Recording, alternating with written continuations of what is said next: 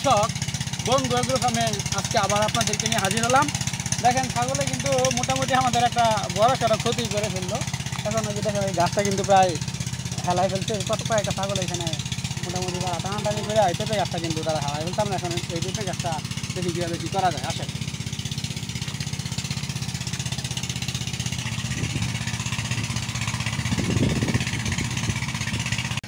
এটা কোনো দড়ি দিয়ে টানা দিতে হবে, তাহলে বুঝি ঠিক আর কি। দেখি কোথাও দড়ি পাওয়া যায় কিনা।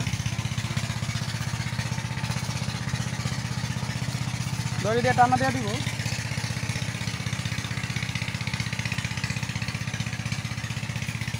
সম্মানিত দর্শক, এখন কিন্তু আপনার বর্ষাকাল, আপনারা চাইলেই বেশি করে গাছ লাগাইতে পারেন। আমি সবসময় গাছ লাগানোর কথা বলি। তো এই দেখেন এটা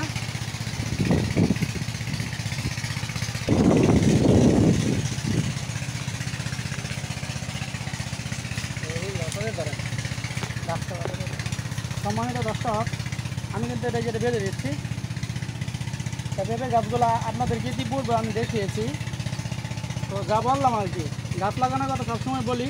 তো বর্ষাকালটা হলো গাছ লাগানোর উপযুক্ত সময়। আপনারা বেশি করে গাছ লাগাবেন।